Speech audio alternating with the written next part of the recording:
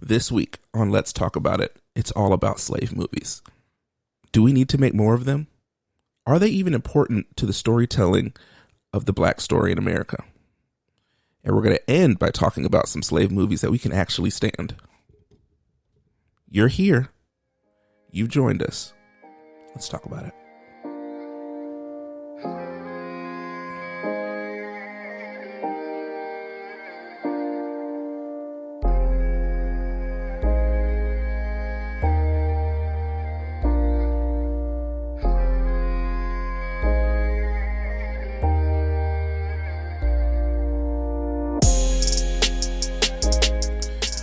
Well, hello there. Yo. It's another episode of Let's Talk About It. I'm Malcolm Morgan. And I'm Micah Morgan. And we're so glad that you joined us today. Again. You've made it back. I appreciate you. How are you doing, love? I'm pretty good. You know? Chillaxing. Chillaxing. I don't believe that for 1 second. How are you doing? I'm doing great. It's great to be doing these shows with you, getting to have these conversations not only with you but with our beloved listeners. Aw, so kind of you. And it's mutual. And this week is another thought-provoking, very light topic. You know, we like those light topics. Slave movies. That's right. We're talking about slave movies, guys. Oh man, we've all sent out the tweet when we saw the trailer for the latest slave movie. Mm-hmm. Why? Mm-hmm. Why are we doing this? Why are we doing? Well, and I think. Is Antebellum considered the most recent one? Probably. I'd have to think a little deeper about it. But yeah. And then there was also that, what's that new show that came Underground. out? Underground. Mm-hmm. Yep. Mm-hmm. Yep. So those are the most recent installments to this genre. Yes. And this is actually a part of probably a bigger, we could have a bigger conversation about like art and media that depicts Black trauma in general. Yes, not just slave movies. I'm already revved up. I got notes. So I want to clarify from the start that we are talking about movies that depict American slavery, right. And that is African Americans being enslaved from the country from the nation and from the continent of Africa. Mm-hmm. And so that's an important distinction to make because there's a lot of slavery is depicted in several other areas and instances, but this is specifically what we're talking about is American slavery of Africans in America. Yeah. So no Ben-Hur, no Prince Gladiator, of Egypt. no Prince of Egypt. Yeah. No. Just good old fashioned glory, Amistad. Yeah. So just wanted to clarify that from the beginning.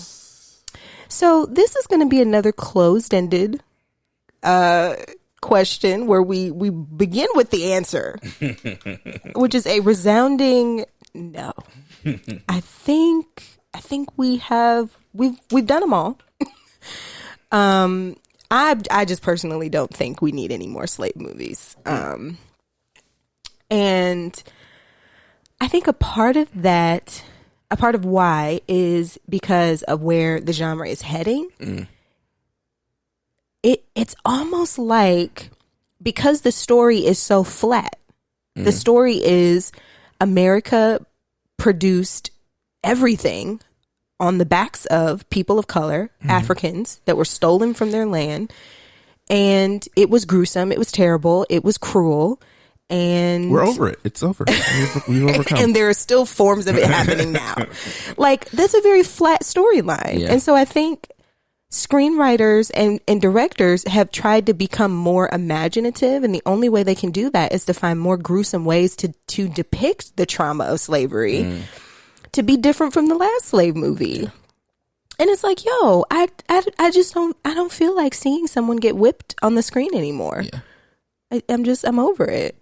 I think to go along with that, the perspective of the story matters. Right. Yes. Like this is not a slave movie, but this is just an example. The Green Book movie, with Viggo Mortensen and Mahershala Ali. The family of I forgot the main character's name, but the character that Mahershala Ali played, the family of that real life person did not support the movie, were not consulted on the movie because the movie is written from the perspective of the white man Italian who drove Mahershala Ali's character around the country. So perspective matters. And I think that also matters in the slave movies. You know, movies like Glory, although a great movie, got Denzel his first Oscar, was from the perspective of really the white general and the difficulties he was facing leading this all black platoon. And it touched a little bit on the difficulties of the black people, but it was really focused on from the perspective of this white character. So I think that really matters as well. How are we centering these stories? Yeah, and I think the industry has certainly gotten better with that. I can't recall. Do you recall a recent slave movie that was done that the protagonist was a white person? Maybe, I don't know. I can't remember one. So I think at minimum the industry has acknowledged, like, oh, if we're going to do slave movies, maybe we shouldn't center white voices so explicitly. Yeah. So they're at least doing that. But I also think like the creativity is just it's narrow. Like there's not a whole lot of nuance. I think for the most part, all the slave movies are like in the cotton fields, or, you know, highlighting the tension between the field slaves and the house slaves. And it's like, okay, I can imagine there was a little bit more to the slave experience than just that. But it's entertainment, right? So I think screenwriters and directors are like, well, folks aren't going to want to watch if we're not showing the most provocative and familiar parts of slavery. Yeah. So I'm just, you know, I'm coming right out of the gate like, I'm not a fan. Well, one of those most recent movies was Antebellum, and I think when you see kind of the trailers for it coming out, I think we had pretty high hopes for that movie. We did, and we actually reviewed it on this podcast. Now that I'm remembering, yeah, we did. We did review it on this podcast. So go back to season 1, y'all, season 1, and give that a listen. Antebellum review. Watch the movie. But I think that was an attempt, and so. What I will say is that now the industry is trying to, we think.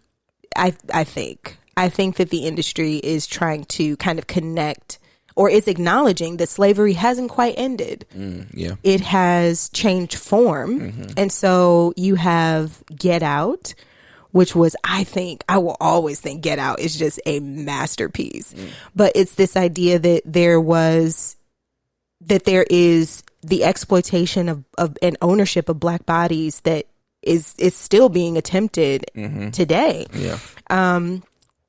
And I think it was just a masterful way to show that. And Antebellum tried that. Yeah. I think to It tried something. It tried something. I think it tried to send the message that there is some, you know, connection still today to the way black bodies are enslaved and exploited, and how black voices are suppressed in academia, for example. But just, you know, it didn't I don't think it did it quite that well. It didn't hit. Yeah. And I think that's kind of the good and bad of a movie like Get Out, is that everybody is trying to make that film now. Everyone's trying to be the next Get Out. Right. I think people are trying to do it both lightly and then way more obviously. Right. Yeah. So, I mean, you can look at what's the show Them on Amazon. Just seems a lot like a ripoff of a lot of the general themes from Get Out and Us, and even the title of Good it. Good point. Yeah. You know, barring that pronounism.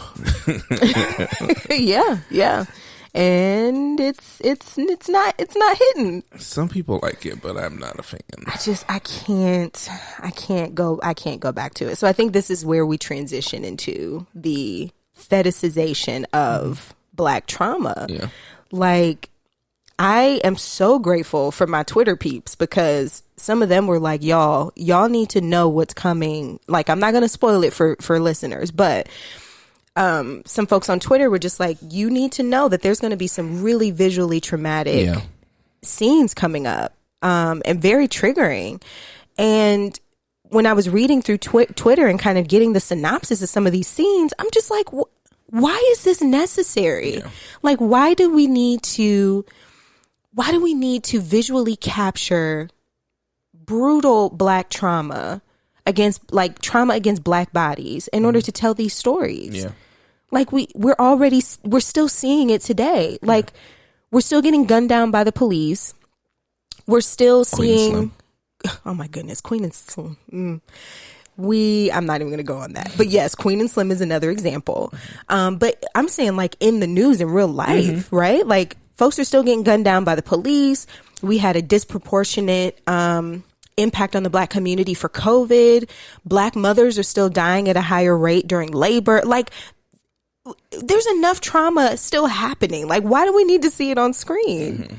Cheese and rice. Yeah, it's I think what people miss about movies like Get Out is that it was clear what the message was, but we also we weren't brutalized with it. We weren't beat over the face with it. It was a good balance of, okay, here's what's on the surface. Here's what's below the surface.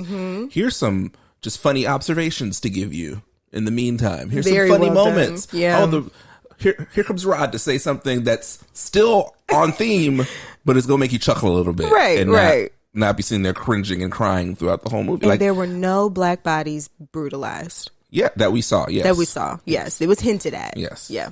So I think it's important that you are balancing out your content in that way. I think these stories can still be told, and some of them should be told.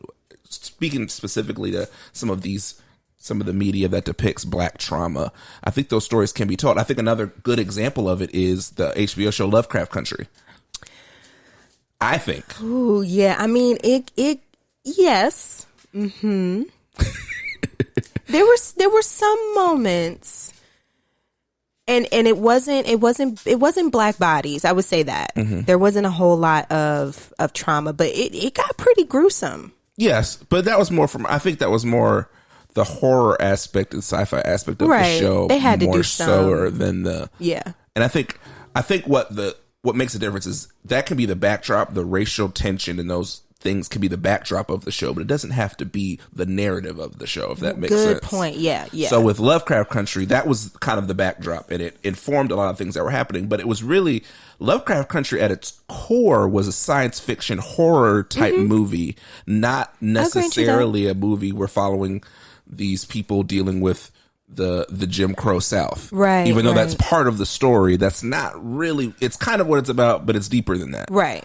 And I would say there was a healthy kind of like tying in of those elements. Right. Yeah, I would say that.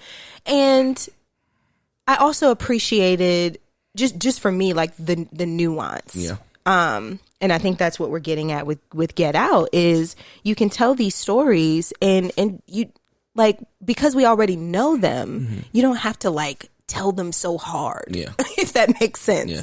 Like you can bring in some metaphor, be creative, like make commentary on how this connects to the present day. Yeah. But the thing with like the traditional slave movie is it's almost like they're beating you over the head with, look at how gruesome slavery was. And it's like, well, most of us already know that. Yeah. I mean, there is a segment of America that believes it was just an internship program. Oh, gosh. But for the most part, we already know. The original internship. Yeah, I hate to make this comparison, but it's something that, you talked about kind of being reintroduced to the slave trope over and over again. It's kind of something that comic book people get frustrated with, especially with Batman and Superman movies, where we get the origin story and it's the same origin story over and over again. And it's like, can we skip this? Can we just skip the idea that you have for Superman and Batman 1 and get to 2 and 3 and let's tell some different stories? And it's the same thing with slave movies. Like the first hour, we're just watching just everybody getting beaten within an inch of their life. And then the last 15 to 20 minutes is something kind of hopeful, but it really doesn't end hopefully. Maybe. Yeah. Yeah.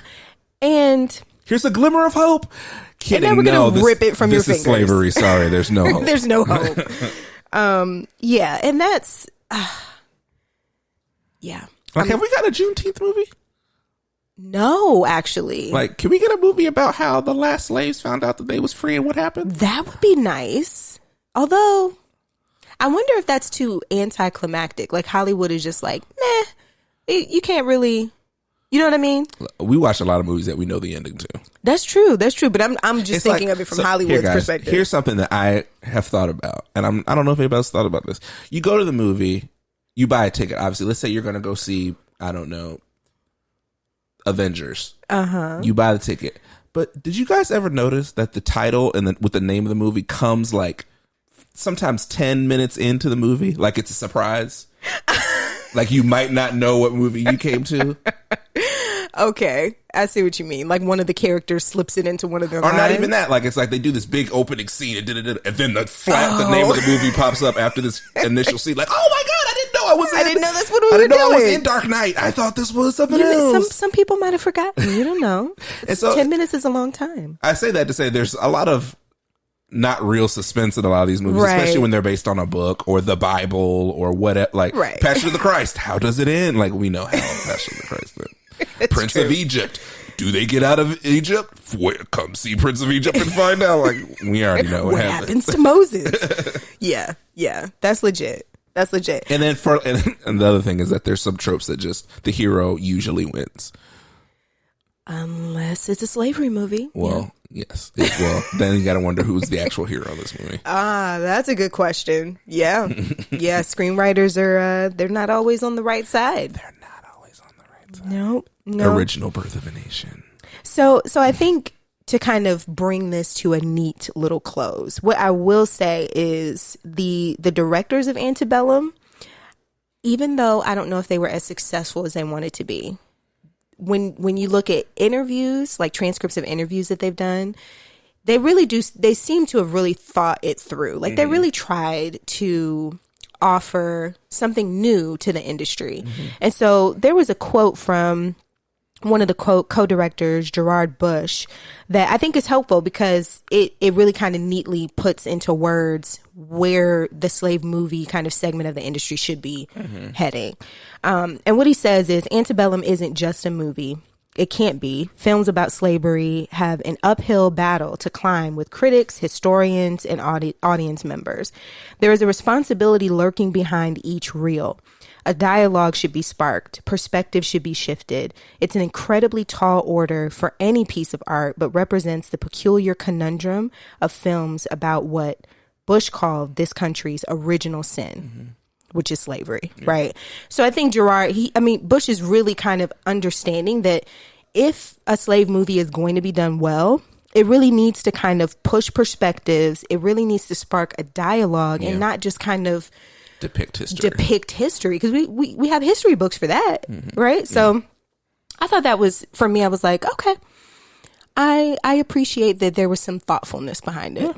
And I think an example of what I think is important in these storytellings is 12 Years a Slave, which is based off a memoir written by Solomon Northup, who was the free man who was made a slave and then was free again. I think and it was directed and produced by Black men. That's right. Yeah. So I think, once again, the centering, whose voices are we centering? Whose story are we really telling? And who's telling the story? And I think all of those things can help contribute to kind of shifting the narrative of these slave movies. And there's all kinds of other slave stories that aren't the traditional slave story of Black people getting destroyed, white people feeling guilty for a little bit and then not feeling guilty anymore. Exactly. Or one white person feeling guilty and that person being destroyed and then the slaves being or Black people trying to get free and they all die. Congratulations. Yikes. Y'all tried. There's all kind of different stories that we can tell. But I also agree that maybe they just don't need to be told by and large. It needs to be an exception to the rule. Yeah, at this point. Yeah. And so why don't we shift now to our entertainment segment, or I guess our other entertainment segment, and talk about some of the slave movies we can stomach. Or I don't know if we would be so bold as to say enjoy, if we would use that word. It's weird. I don't think we would. It's weird. But for you, would it be 12 Years a Slave, or you got to? I mean, I enjoy that movie, but I would like to hear yours first, because I think we agree on this one. Really? Yes. Okay. All right. Well, drum roll. I do have that sound effect. I don't remember which button it is. So imagine. Yeah, imagine a drum roll. So the movie that I can stomach the most, and I would say enjoy like a subtle enjoyment just because of the storyline, would be The Birth of a Nation. Nate Parker's The Birth of a Nation. And for me, yes, I know that it flies in the face of everything we've been talking about, because the end is a very gruesome, brutal portrayal of black men being killed. And I mean, I've watched the movie maybe 3 times, and sometimes I don't even really pay attention to that part because it's a bit much. But the poetic kind of arc of Nat being exploited as a preacher that was essentially being sent around a circuit of plantations to preach to slaves in order to make them more subservient. The fact that he essentially rebels and uses his influence and power. Oh, I didn't even give y'all a spoiler alert. Spoiler alert. Y'all, I'm sorry. If y'all ain't seen the movie by now, y'all ain't never gonna see it. So yeah, it's pretty old. But yeah, like for me, it was so poetic to see him use his power and influence to try to liberate his brothers and sisters. Like for me, it was like, yes, like that is the poetry and the redemption that I want to see captured about chattel slavery in America. That it wasn't just this, and that, man, like there's this subculture of folks in America who have really tried to twist slavery as this, like, oh no, like slaves, if they had a good master, then they enjoyed it. It wasn't that bad. Like they were given food, shelter, and it's like, no, this was one of the cruelest ways that they not only like put into law to treat people, but like profited off of. So it was incentivized to be cruel to black bodies. This was no internship program. And so for me, seeing slave movies like The Birth of a Nation, where there's this like flip, they're like, no, I'm not going to let you exploit me anymore. I'm going to use the power that you gave me to rebel against you. Like for me in that movie, I'm like, yes, I'm here for that. Yeah, I actually really enjoy Birth of a Nation. And, you know, Nat Turner, who the story of the slave that you talked about, that Nate Parker is playing, is a story historically it's in such a weird place where I think people are aware of it, but they aren't aware of it. No, I don't think most people are. The way that you're talking about, like the way that the Bible was. Well, I'm talking about just the story of Nat Turner. Oh, that's and what true. happened. Yeah. It's in history books, but it's not really in history books. I don't think I learned about it. I've read, but it's never like we never get a full chapter. It's just a blurb. It's like a little blurb. Oh yeah, it's Nat Turner. And Nat Turner rebelled. Tried to free some slaves and then they died. It didn't work. Yeah. That's it. But to fully understand the story, and Nate Parker had a really hard time getting this movie made because it really flew at the faces at a lot of the slave narratives that were out there. And, you know, there's a lot of conspiracy theories you can do with that, with some of the things that came out about him personally and all that kind of stuff. That's true. Yeah. All around the same time that he was trying to get this movie made. So the Nat Turner story is an incredible story. Yeah. That I think was really important. You know, as we talked about, you know, do we need any more slave movies? That's a story that needed to be told. I think so too. I think the story of 12 Years a Slave needed to be told. The story of a free man but forced back into slavery and then getting his freedom again. That's a story that needs to be told. And so, yeah, I definitely agree with Birth. We own that movie. I mean, yeah. I might slip up and go back and watch that. You might. I might join you. I might just join you. But can I say one more thing about another reason I like it is because I think it tells a beautiful story about the birth of the Black church in America. Yeah. Because this, like, what you saw with Nat Turner is Nat begins to develop his own liberation theology. Yeah. He begins to understand that, like, no, like, the God that we're reading about in the Bible is not a God that says that they approve of oppressing people. Like these, 6 passages that these slave masters want me to preach to my fellow slaves, those have been twisted painfully out of context, first off, but they're also like enveloped within a grander story of a God who liberates. Yeah. Like at the core of what God does. And so that, I would say, is the birth of the Black church. Yeah. That slaves began to discover that, like, God is on the side of the oppressed. Yeah. And God is in the business of empowering the oppressed to first realize their dignity and their belovedness, yeah. and to use that power, the knowledge of their belovedness, to exercise their own liberation, yeah. and the liberation of others. Like, man, like, I'm here for that. Yeah, Birth of a Nation. I mean, yeah, I was gonna say one of the things that I also enjoy about that movie is that it flips kind of the narrative of Christianity being a white man's religion on its head. I mean, we can go much deeper and do a whole podcast about that in and of itself, but here he takes something that was supposed to be a weapon against slaves and used it to galvanize and empower and push people to do what needed to do to be free. And it so ignited him that he couldn't even just keep preaching that message and stay on the plantation. No, this is a biblical imperative that somebody has to be the Moses in this situation and get us out of here. Yes. And that person is me. Like, I have to do this. Yeah. I have to be the leader of this. It, like, he couldn't not do it. And that, like, that is the foundation of the Black church. Yeah. The Black church at its core is a community of Moseses, Mosai? Mosai and Esthers. Yeah. Who liberate, because we understand that is what God wants for us. Yeah. They do not want us to be oppressed. Yeah.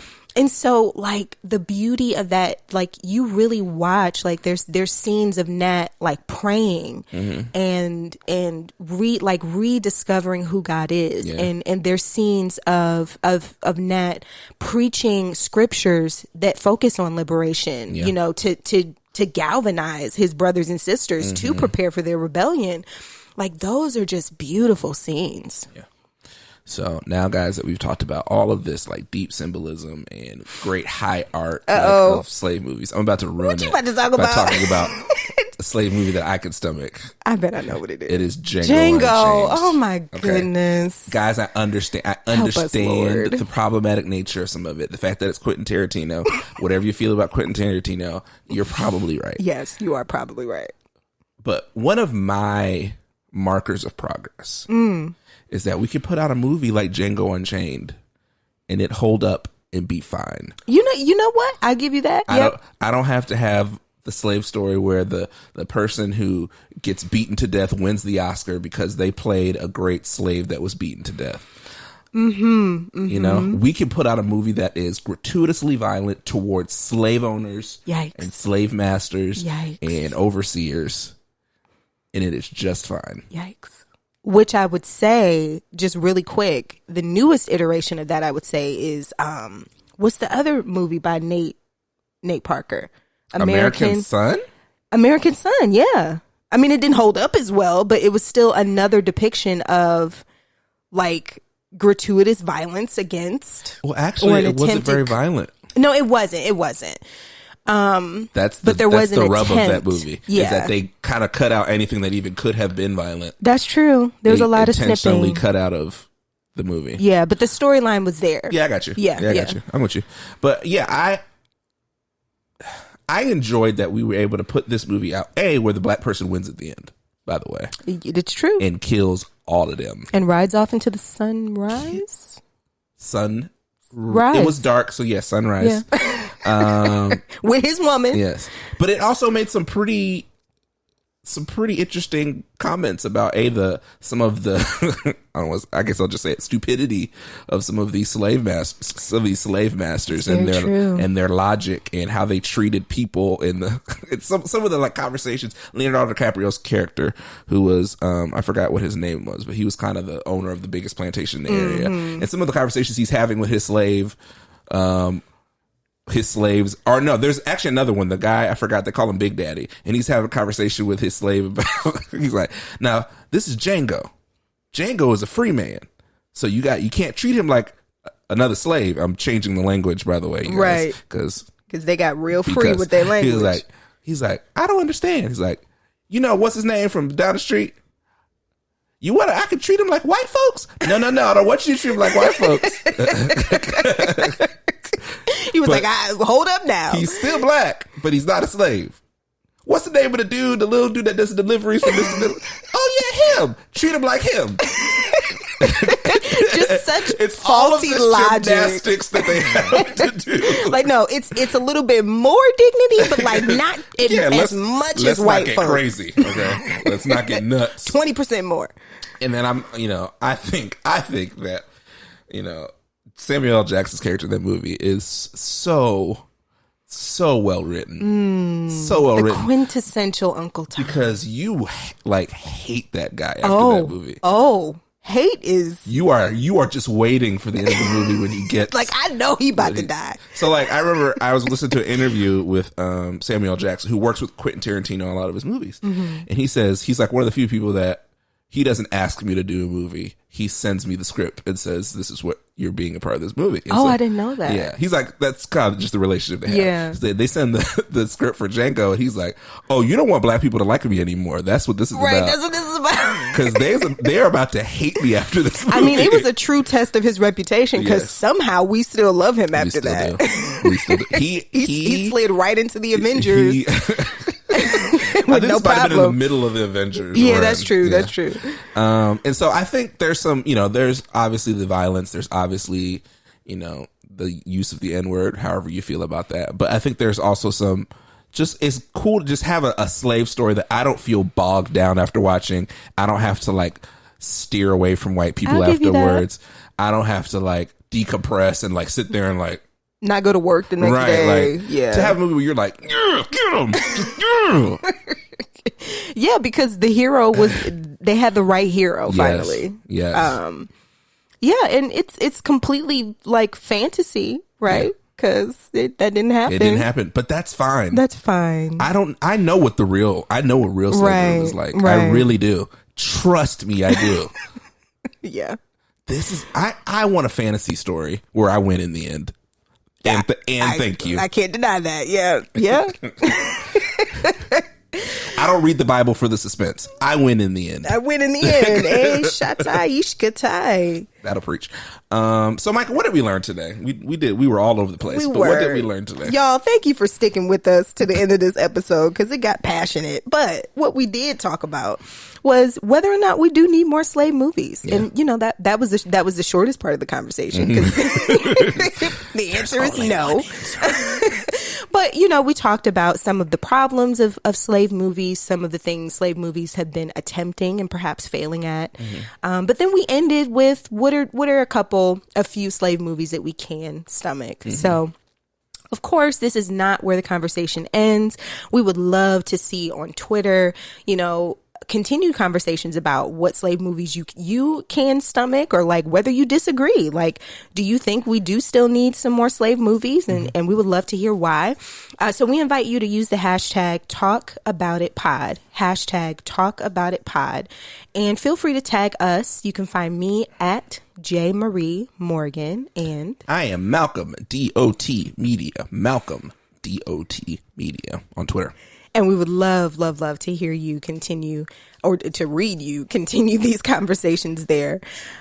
So thank you so much for coming and joining us for... Real quick, a public service announcement. White people, that slave movie script that you have, stop writing it. We don't need it. Oh, no. We don't need it. Let them write it. Give it to your black friends. We don't need it. We're not here to tell folks what to do now. I am. When it comes to slave movies, I'm definitely here to tell you what to do.